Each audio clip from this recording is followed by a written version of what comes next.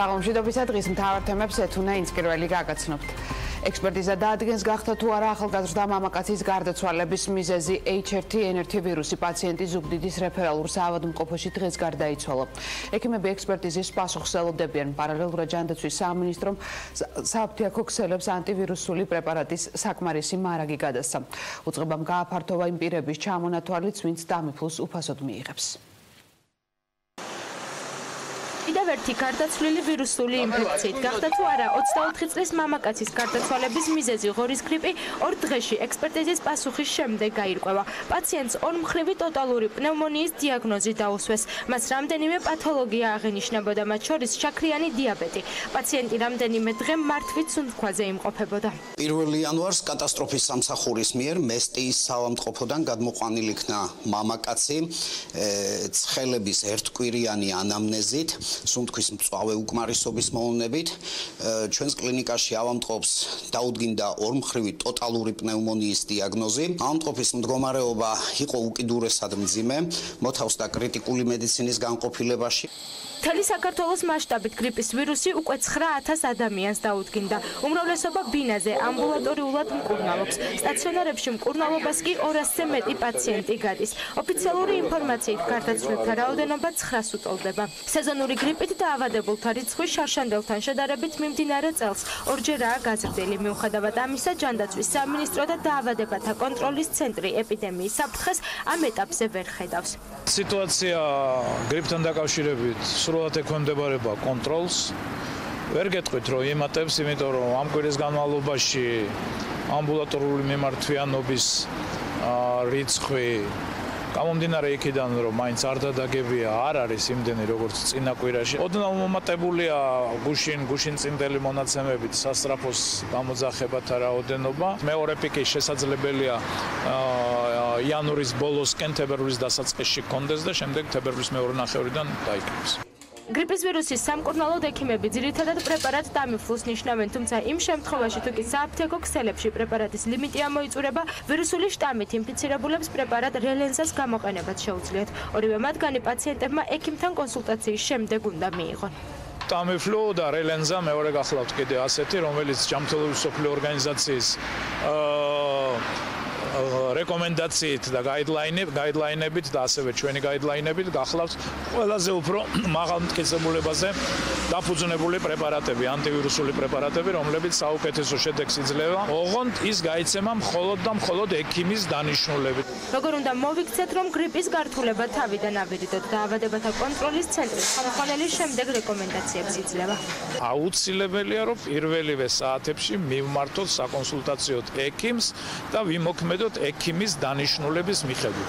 დაუშვებელია თვითმკურნალობა რამოდენიმე დღის განმავლობაში მაღალი ტემპერატურის ფონზე, რამე თუ მაშინ გრიპი შეიძლება გართულდეს განსაკუთრებით მოწყვლად მოსახლეობაში და მაღალი რისკის მოსახლეობაში. პრეპარატი, რომელიც გრიპის სამკურნალოდ ყველაზე ეფექტურია, დეფიციტშია და მისი ფასი საკმაოდ მაღალია. სიმცირის გამო დღეს ჯანდაცვის სამინისტრომ პრეპარატი თბილისის მასშტაბით 4 საფთიაქო ქსელში, PSP-ში, ავერსში, GPS-ისა და ფარმადეპოში დაარიგა. სარეალიზაციოდ გადმოგვეცა 300 კოლოფი ტამიფლუ, აღნიშნული მედიკამენტი განაწილდა 3 აფთიაქში. ერთ-ერთი აფთიაქი გახლავთ აფთიაქი, რომელშიც ამჟამად ვიმყოფებით, აღმაშენებლის 158 ნომერში. ტამიფლუს შეძენას მომხმარებლების საჭიროების შემთხვევაში ასევე შეძლებენ გლდანის ტერიტორიაზე და ჭავჭავაძის 41 ნომერში მდებარე ჩვენს ფილიალში. მომხმარებელი რეცეპტით უნდა მოგზადდეს და მიიღოს ტამიფლუ და წინასწარ უნდა გაიგოს რომელ აფთიაქში იქნება 24 საათიან აფთიაქებში ძირითადად გადანაწილებული და ცხელი ხაზი, რომელსაც მომხმარებელმა დაერქოს, არის 2-40-20-20. ამ მომენტისთვის ფორმა ნომერი 3-ის საფუძველზე, ანუ ექიმის ოფიციალური დანიშნულების საფუძველზე მომხმარებელს შეუძლია ჩვენ საფთიაქო ქსელში უპრობლემოდ შეეძინოს. უწყებამ გააფართოვა იმ პირების ჩამონათვალიც, ვინც ტამიფლუს უფასოდ მიიღებს. მედიკამენტის უფასოდ მიღებას საზოგადოებრივი ჯანდაცვის ცენტრებში შეძლებენ სოციალურად დაუცველები, ბავშვები, ორსულები, პენსიონერები, ასევე ისინი, ვისაც აქვს გულსისწრაფთა სისტემის რაიმე დაავადება, დიაბეტი, ონკოლოგია თუ სასუნთქის სისტემის დაავადებები. მათ შეუძლიათ მიმართოთ საზოგადოებრივი ჯანდაცვის განყოფილებებს მთელი საქართველოს მასშტაბით და ჩვენ ჯანდაცვის სამინისტროს მარაგებიდან გავცემთ ამ მედიკამენტებს. გრიპის ვირუსით ინფიცირებულთა რაოდენობა რაოდენობა ყოველდღიურად იმატებს. ბოლო დღეების განმავლობაში, როგორც დედაქალაქში, ისე რეგიონებში, კლინიკებს სულ უფრო მეტი ადამიანი აკითხავს. HRT-1 ინფიცირებულებს მკვეთრად გამოხატული სისუსტე, სიცხე, თავისა და სახსრების ტკივილი ახასიათებთ. ის ადამიანები კი, რომლებსაც ქრონიკული დაავადებები აქვთ, მოხუცები, ბავშვები, ფეხმძიმეები, დაავადების რისკის ჯგუფში შედიან. ვირუსის თავიდან აცილებისთვის ერთ-ერთი მთავარი რეკომენდაცია სეზონური გრიპის ვაქცინაცია. სიმპტომების აღმოცენებისთანავე რისკ ჯგუფებისთვის აუცილებელია იზოლაცია და ექიმთან კონსულტაცია. ძალადობის მუხლით დაიწყო გამოძიება შინაგან საქმეთა სამინისტრომ დილღომში მიხაილ მთავარანგელოზის საავადმყოფოში მომხდარ ინციდენტზე. დაპირისპირების მონაწილე პაციენტი დაუპირველთან საუბარში ადასტურებს, რომ მორფი მოითხოვა და ექიმსაც დაარტყა. მსახიობი რევაზ ნასიძე აცხადებს, რომ გაუსაძლისი ტკივილების გამო ექიმს მორფის გაკეთებას თხოვა. ნასიძე მედპერსონალს უყურადღებობაში ადანაშაულებს და ამბობს, რომ ინციდენტის პროვოცირება მედპერსონალის უხეშმა მიმართვამ გამოიწვია. ექიმს მიღებული ტრამვების გამო გადაუდებელი ოპერაცია დასჭირდა. პაციენტის მდგომარეობა ამ ეტაპზე სტაბილურია.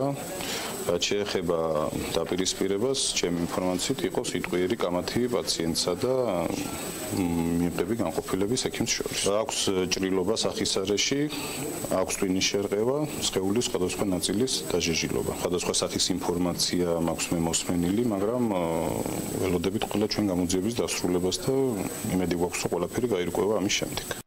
არანაირი ჩემთვის ჩავტარებთ გარდა წნევის აპარატი გამიკეთეს და რაღაცა თითზე იმ მომენტში გაუგონარი ფილმები რომ მქონდა ვუთხარი ყველა სახის გამაყუჩებელი გაკეთებული არაფერი არ მიყუჩებს ყდებით კივილით და მორფი გამიკეთეთ ხო ეს უარის შემდეგ გრძელდება ერთი ბარუცი რა ეხა თუ სწორად მახსოვს 15-20 წუთი გრძელდება ჩემს და მე ამ პერსონალს შორის ლაპარაკი ეს რაღაც მომენტში არ დამიწყო ეს ექიმი ვისაც მე ხელი დავარტყი ბიჭოებით და ზავებით უცებ დამიწყო ლაპარაკი ამ ექიმს დავარტყი მოკლედ დავარტყი და სხვილი გავუტყი ერთხელ დავარტყი მე რა თქმა უნდა ჩემ წინ პასუხისმგებლობას ჩემ თავზე ვიღებ მე რო ის ადამიანს ხელი დავარტყი ვიცი ეს მე ვუთხარი პოლიციასაც ველისციხეში მომხდარ ინციდენტში მონაწილე კიდევ ერთი პირი სასამართლო პატიმრობაში დატოვა. თენგიზ ჯანიაშვილს ბრალდება ნაციონალური მოძრაობის აქტივისტის შოთა დალაქიშვილის თემაში თანამონაწილეობას ედავება. დაკობილს ბრალის სხეულის განზრახ ნაკლებად მძიმე დაზიანების მუხლით წაუყენეს, თუმცა ბრალს არ აღიარებს. ადვოკატის ინფორმაციით მისი დაცვის ქვეშ მყოფი დუმილის უფლებას იყენებს. ბრალის დამტკიცების შემთხვევაში დანაშაული 3-დან 5 წლამდე ვადით თავისუფლების აღკვეთას ითვალისწინებს. ველისციხესთან მომხდარი ინციდენტის დროს დალაქიშვილის თემისთვის სხვა 2 პირიცაა დაკავებული. ტრანსპორტზე ტარიფის ზრდა გააპროტესტეს რუსთავში, ძალაჩვენში არა გაზრდილ ტარიფს. ასეთი შინაარსის ტრანსპარანტებით აქციის მონაწილეები რუსთავის მერიის წინ შეიკრიბნენ. აქციის მონაწილეებთან რუსთავის მერი მივიდა. ირაკლი ტაბაღუას განცხადებით რუსთავი თბილისის მიმართულებით ტრანსპორტზე ტარიფი თვითნებურად არის გაზრდილი. იქვე რუსთავის მერმა აქციის მონაწილეებთან ერთად ინტერტრანსის კუთვნილი მიკროავტობუსი გააჩერა, აბრა შეცვალა და 2 ლარის ნაცვლად ლარი და 50 თეთრის აღმჩნელი აბრა გააკრა. ფასი შეცვლილია აბრა შეცვლილია. რუსთავის მერმა სამარშრუტო ტაქსში ძველი ტარიფის მაჩვენებელი დაფა გამოაკრა. ირაკლი ტაბაღუამ აქციის მონაწილეების მოთხოვნა შეასრულა და საკუთარი მოწოდება რომ გზავრებს კვლავ ძველი საფასური გადაეხადათ ქმედებით დაადასტურა, რასაც მოგვიანებით მძღოლების პროტესტი მოყვა. კურსზე რო გაძვირდა, რატო არ ვაკეთებ აქციას? მე მომემატა ხელფასი მე. შენთვის რო გაძვირდა ცხოვრება, ჩემთვის არ გაძვირდა ცხოვრება, ან ამათვის არ გაძვირდა. მე რა ვქნა მითხარე რა, ჩემთვისაც რო გაძვირდა, იმიტომ ვიდა. რაპორტს მომემატა, შენ ორ მარშრუტკას 50 თეთრი მომატა და მე რა ვქნა 60 თეთრი თუ რა გამოძვირდა. მე რა გავაკეთო ეხლა ნაწილს რო ყიდულობდი 20 ლარად ეხლა 50 ლარს რო ვიხდი რა გავაკეთო მითხარი. ხმა რა ვქნა საშიშ. მაშინ რა გავაკეთო მითხარი თუ 2 ლარი იქნება გავალსამუშაო თუ არა და არ იმუშავებს არც ერთი მძღოლი აბსოლუტურად. მანამდე ახალგაზრდები გაზრდილ ტარიფს რუსთავის მერიასთან აპროტესტებდნენ. როგორც თქვენ თქვით უკანონოდ მაშინაც და კადარღობით გაიზარდა ლარნახევრამდე. ანუ მაშინ ხელისუფლება ხო აღმოჩნდა უნარო და ფაქტია რომ ლარნახევარი იყო აქამდე. არ ვაპირებთ რომ ესე გავატაროთ რა და დაალაგდეს და ერთი ბოლო კონკრეტული წერტილი დაისვას. ერთი ფურცლის გაკვრა ერთ სამუშაო ტაქსში მერის მხრიდან ეს რა თქმა უნდა მიღწეული საქმე არ არის, ეს არის უბრალოდ წინ გადადგმული ერთი მცირე, მაგრამ ძალიან საჭირო ნაბიჯი. ვიბრძოლოთ მანამ სანამ არ მივიღებთ ადეკვატურ ტარიფს. რუსთავი თბილისის მიმართულებით მარშრუტი გასული წლის 29 დეკემბერს გაძვირდა და ის 2 ლარი გახდა. რუსთავის მერის განმარტებით კომპანია ინტერტრანსი, რომლის დაქვემდებარებაშიც მიკროავტობუსებია, ხელშეკრულებას არღვევს. მისი თქმით, მგზავრები საფასური მძღოლებმა თვითნებურად გაზარდეს. ტარიფი ისევ არ ნახევარი უნდა გახდეს. აუცილებლად ორ-ორი სტუდენტი ყავს. არც ერთი არ მუშაობთ ოჯახში. სამუშაო არ აქვს და რითი უნდა გადავიხადო, რითი უნდა ვატარო ბავშვები? 2 ლარი კი არა, ლარნახევარის ძვირი იყო. მე სტუდენტი მყავს შვილი და ძალიან გვიჭირს მისი უზრუნველყოფა მგზავრობის. მეგობარს უარ მოეცა, ფული სახში ვეღარ ბრუნდებოდი, უსინდისო ვიყო. იქ სიგარეტი ვიყიდე, ისიც გაზრდილი ფასით, ხო და ეს მოულოდნელი იყო, არ ვიცოდი თუ ეს გაზრდილი იყო ესეთი რაღაც. ჯობია კომპანიამ გადადგას კრედიტი ნაბიჯები და განსაზღვროთ კონკრეტულად რისი ვალდებულება აქვს აღებული და რა ვალდებულებას ასრულებს. გარკვეულ ლოტებზე გაჩნდეს ასპარეზზე სხვა კომპანიაც, რომ უფრო რაღაცა კონკურენცია იქნება. მიკროავტობუსის მძღოლები ამბობენ, რომ საწვავის ფასი ზრდამ მათ ყოველდღიური ხარჯი გაუზარდა, რის გამოც ისინი იძულებულები არიან მგზავრების საფასური 50 თეთრით გაზარდონ. გადაწყვეტილება კომპანია ინტერტრანსმა სამხარაულის ექსპერტიზის დასკვნის შემდეგ მიიღო, სადაც წერია, რომ ძველი ტარიფი სატრანსპორტო საშუალების ხარჯების დასაფარად საკმარისი არ იყო. გაზრდილი ტარიფის შესახებ კომპანიამ რუსთავის თვითმმართველობის წერილობით აცნობა. ეს ტარიფი იმიტომ გაიზარდა, რომ საერთაშორისო ბაზარზე ყველაფრის ფასმა აიწია, დოლარმა აიწია, საზღვასაცხებმა აიწია, სათათარიგო ნაწილებმა აიწია. არა გვაქვს ინდუსტრია, არა გვაქვს მანქანათმშენებლობა, გარე ფაქტორებზე, გარე ბაზარზე ვართ დამოკიდებული. შეხედეთ ახლა, რომელ მანქანას უყენია ახალი საბურავები. უყენია რომელიმეს, ევროპამ ეს გამოცვალა და გადაყარა. ჩვენ წამოვიღეთ და დავაგეთ მანქანაზე. და ეხლა მიტარებს მე ის ტეხასმოც 65 ხუნდებს 25 გუშინ ვიყიდე 55 ლარი მივეცი. მე საიდან მოვიტანო ფული? მე ხელფასი მე არ ამაგდა არაფერი. ვარ გამომშვე თუ დარჩა რამე თუ არ დარჩა კარგად იყავ. გეგმა დაგვიგნო და გინდა ლარი გახადო. აი 50 კილომეტრს გაივლი ისე რომ შეიძლება 2-3 კაცით ჩახვიდე. იქ საწვავში ფულს იხდი და მომენტ შეიძლება ბევრმაც მიაწოვა მანქანა იმ გეგმას ვეღარ იღებს. რუსთაველები მორიგ აქციას სახელწოდებით არა გაზრდილ ტარიფს 8 იანვარს გამართავენ. აქციის მონაწილეები იმავე დღეს დაგეგმილ რუსთავის საკრებულოს ხდომაზე დასწრებასა და საკუთარი მოთხოვნების დაყენებას აპირებენ. მანამდე კი შეცვლილი აბრის მიუხედავად რუსთავიდან თბილისამდე სამგზავროდ კვლავ 2 ლარი დაგჭირდებათ.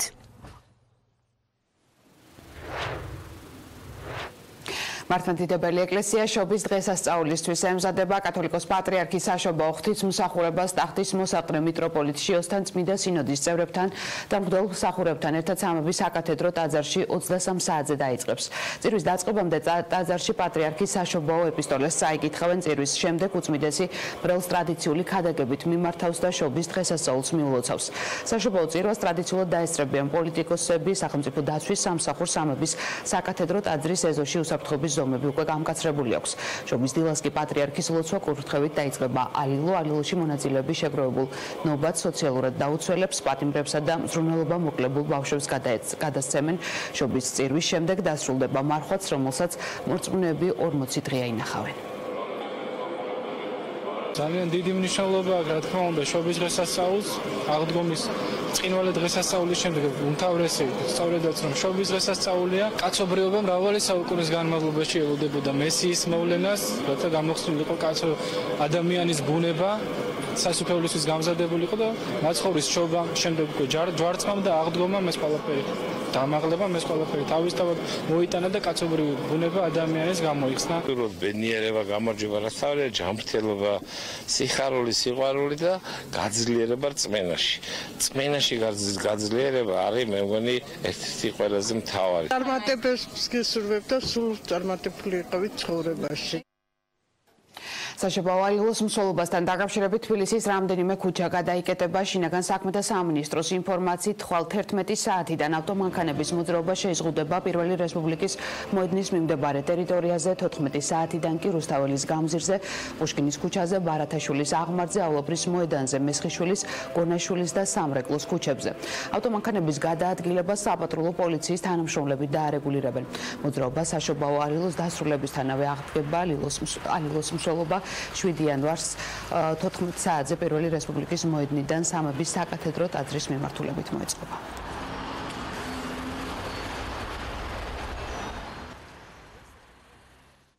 შობის დღესასწაულისთვის ემზადებიან ბეთლემში საშობაო ლიტურგიას იერუსალიმის მართლმადიდებელი პატრიარქი ქრისტე შობის ტაძარში აღავლენს.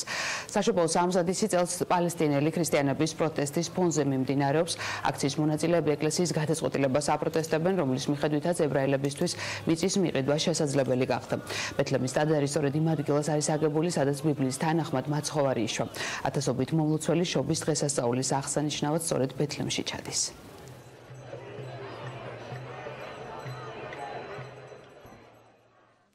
შობასა და ნათლისღებას აღნიშნავს დღეს სომეხთა სამოციქულო ეკლესია სადღესასწაულო წირვის შემდეგ წყალკურთხევის წესი შესრულდა, ლიტურგიის შემდეგ დასრულდა ერთკვირიანი მარხვაც. ლესელიძეზე მდებარე ეკლესიაში სამღვთო მსახურებას ოპოზიციის წარმომადგენლები დაესწრნენ და მრევლს დღესასწაული მიულოცეს.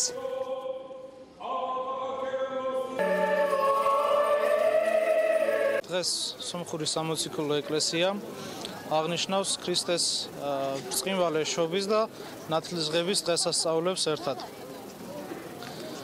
ამ ბრწყინვალე დღესასწაულებთან დაკავშირებით მე მინდა სრულიად საქრისტიანოს მიულოცო შობა ჩვენი ეკლესიის სახელიდან. სრულიად საქართველოს ულოცავ შობას, მიულოცავ ახალ წელს და ყოველივე კარს უსურვებ, ყველა იყოს დალოცვილი. ჩვენი ქვეყნის სიძლიერე სწორედ ამაში მდგომარეობს, რომ სხვადასხვა ეროვნების წარმომადგენლები ცხოვრობთ ერთ დიდ ოჯახში, რომელსაც საქართველო ქვია. მე მინდა თითოეულ მათგანს მიულოცო დღესასწაული, უსურვო მათ ოჯახებს სიძლიერე, გამრავლება, ყვავი, ბარაქა, ჩვენს ქვეყანას კი გაძლიერება და გამთლიანება.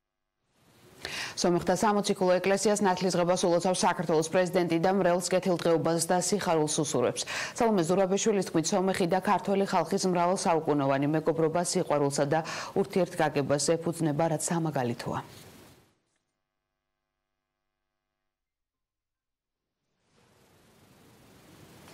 მსოფლიო პატრიარქმა ბართლომემ უკრაინის მართლმადიდებელი ეკლესიის მეთაურს მიტროპოლიტ ეპიფანეს უკრაინის ეკლესიის ავტოკეფალის შესახებ ტომოსი გადასცა.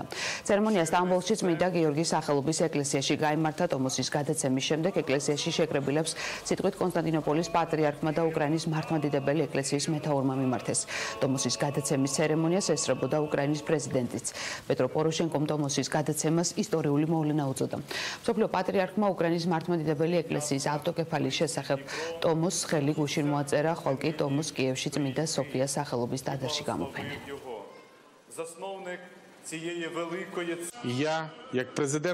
მე როგორც პრეზიდენტი გარანტიას გაძლევთ, რომ უკრაინის სახელმწიფო პატივსცემს რწმენის თავისუფლებას და თითოეული მოქალაქის არჩევანს. მადლობას ვუხდი ყველას, ვინც თავდაუზო გავაჩრომობდა ერთიანობის და სამართლიანობის აღსადგენად. ჩვენ შევასრულეთ წარსული და მომავალი თაობების წინაშე აღებული ვალდებულება. ტომოსი უკრაინის დამოუკიდებლობის აღიარების კიდევ ერთი უთხუარი ფაქტია. უკრაინის ეკლესიის ავტოკეფალიაზე პოზიციას ტომოსის ტექსტის გაცნობის შემდეგ დააფიქსირებს საქართველოს საპატრიარქო პატრიარქის ტახტის მოსაყდრის. მეუფეშიოს თქმით, ჯერჯერობით ვერ იტყვის, როდის იქნება ამ საკითხის განხილვა. სინოდმა გამოცხა თავის პოზიცია. გავეცნობით ტომოსის ტექსტს და შემდეგ აუცილებლად, რა თქმა უნდა, იქნება ცნობილი საქართველოს ეკლესიის. ჯერ ვერ მოგახსენებთ ეს როდის იქნება, როცა იქნება განხილვა ამის შემდეგ. და ბოლოს სასახლეები, კოშკები, ზღაპრული ფიგურები, ყინულის არქიტექტურის მასშტაბური გამოფენა ჩინეთში. ჰარბინში ყინულის სკულპტურების ფესტივალში 12 ქვეყნის 60-ზე მეტი მოქანდაკე მონაწილეობს. მონაწილეთა შთაგონების წყარო ყოველთვის განსხვავებულია. ზოგიერთი საკუთარი ქვეყნის კულტურას წარმოაჩენს, ზოგი კი ეკოლოგიურ და გლობალურ პრობლემებზე ამახვილებს ყურადღებას. წელს ფესტივალის ფარგლებში ტრადიციულად მასობრივი ქორწინების ცერემონია გაიმართა. -35 გრადუსიანი ყინვის მიუხედავად ჰარბინში 47-მა წყვილმა იქორწინა. ჰარბინი თვალერებელს 5 თებერვალამდე უმასპინძლებს. ყინულის ქალაქი ყოველწლიურად რამდენიმე 10 მილიონ ტურისტს 1985 წლიდან მასპინძლობს.